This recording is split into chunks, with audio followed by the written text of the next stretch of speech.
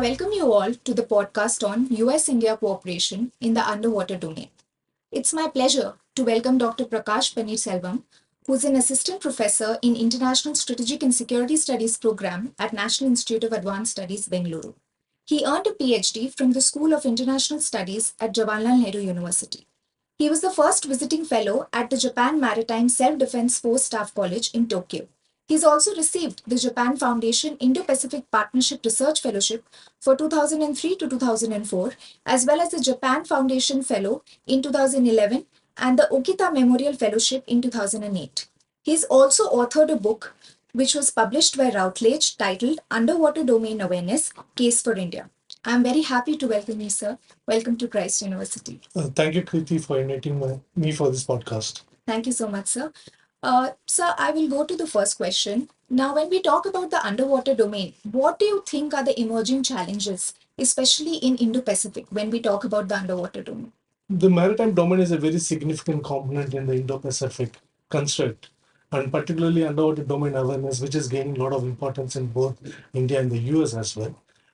For example, growing Chinese threat in the region, both in the surface and the subsurface, is a major challenge to India's maritime security.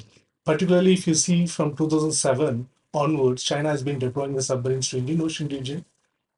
Initially, they said it's for the piracy, anti-piracy operation, but later it picked up its face and a major Chinese submarine operation in the Indian Ocean region. So Chinese have been deploying the ships to Indian Ocean, and it's been like refueled in the Sri Lankan port or like going to like Pakistan. Chinese deployment in the Indian Ocean region is being very significant. It has seen a significant growth. They've been deploying since 2007, and it has gained a lot of attraction in India's maritime security circle. As well as it also poses a lot of question: what is Chinese real intention in doing that? So they don't have much of in terms of underwater domain in this region. Poses a lot of question to India's maritime security calculus.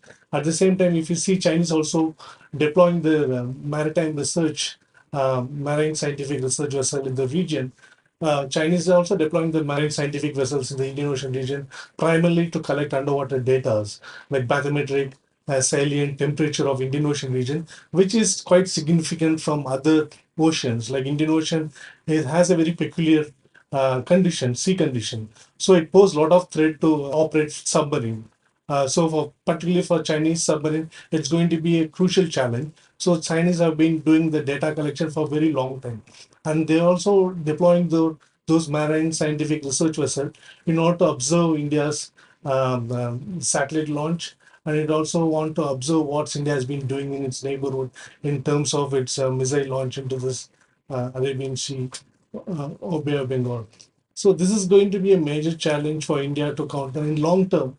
If you look at the Chinese BRI, Belt and Road Initiative, the major objective of Belt and Road Initiative is to establish string of small ports in this region, which will connect China with other small island countries in the region. Also provides a kind of maritime routes to West Asia and further Africa, pushing towards Central Asia.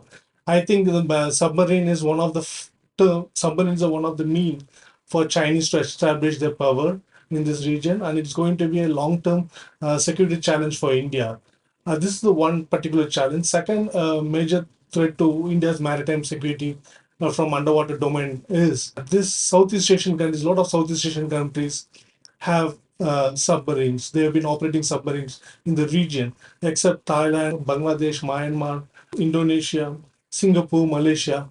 So they have been operating submarines in the region. So in terms of safety aspect, it's going to be a major challenge for India. In 2 years ago, there was an Indonesian submarine which went down accidentally. So recovering those submarine has been a very crucial task. So it is going to be a major challenge for India in terms of even in safety aspect and to operate those submarines in the region. As we speak of underwater domain awareness, it's not only a military aspect, but it also has a commercial angle to it. We've been discussing about the submarine cables, which has been a major source of cyber connectivity with the outside world. And there's a lot of when the Nord Stream attack happened, It also raised a question about how the state and non-state actor will try to target the submarine cables. Like submarine cable, the major two landing stations are Mumbai and Chennai. From there, it's been connected to the rest of the Southeast Asia and the Indo-Pacific countries. And a lot of data centers been coming up in the Southeast Asian countries as well. So the submarine cable is a major security challenge in terms of how to protect the submarine cables from state actor perspective, like how state actor try to disrupt those submarine cables. At the same time, volcanic eruption in the underwater, or like earthquakes and other related fishing vessels dropping the submarine cables might also affect those submarine cables. So these are the major issues India is facing, and it's going to be a major challenge for India and other Indo-Pacific power in protect the underwater resources as well. So I think it's a major uh, concern for India.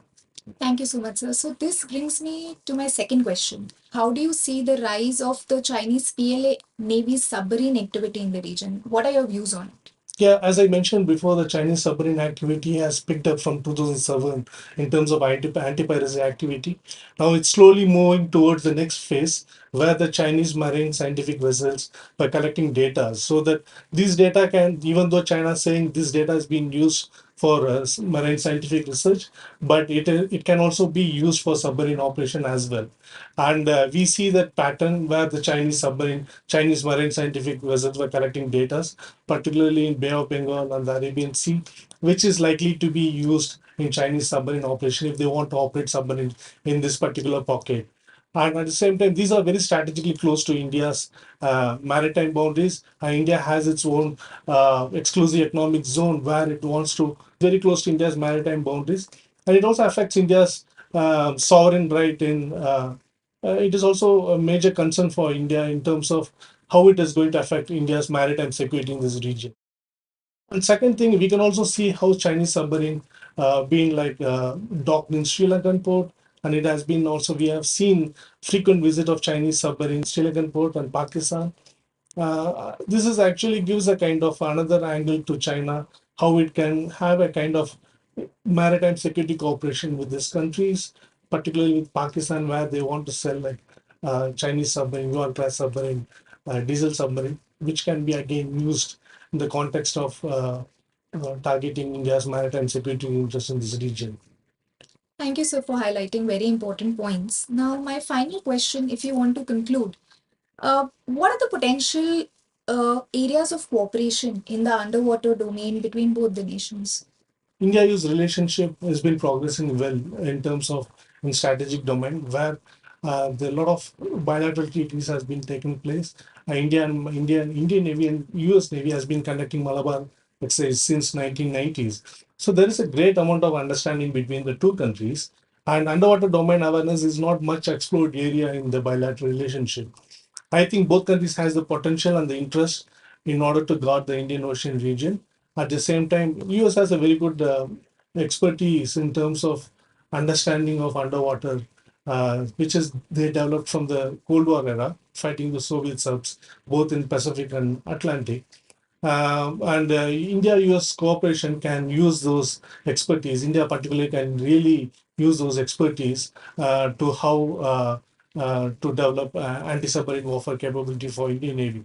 And particularly, like India's expertise in underwater domain is far more expansional. Like in terms of they have developed NPOL, National Physical Laboratory, DRDO, one of the DRDO labs, have expertise in creating sonars specific to Indian Ocean conditions. But later, like we also need certain expertise from the US, which has wide range of uh, they able to provide a huge expertise in terms of collecting underwater data. So if the two countries are collaborating in collecting this data in the region, I think it will benefit both the countries. And India is already operating US made P8 P8 aircraft for anti-submarine warfare operations, and it has been used extensively in the Indian Ocean for reconnaissance and surveillance for various other purposes as well. So there is a strong understanding between the two countries in terms of what is the common challenges are and how India and US can cooperate in this particular domain. underwater domain awareness again can give a kind of not to look at from the military angle, as well as both countries can exchange technical knowledge and can provide assistance to India, particularly in understanding those marine science and oceanography. So this will really help both countries to really address the issue of Chinese threat. At the same time, in order to build a capability where both India and US can be able to cooperate in the underwater domain. Thank you so much, sir. On this positive note, I would thank you for all your valuable insights and your expertise. And thank you for coming to Christ University and our podcast. Thank you so much, sir. Thank you very much, Kriti, for inviting me. Thank you, sir. Looking forward. Yeah.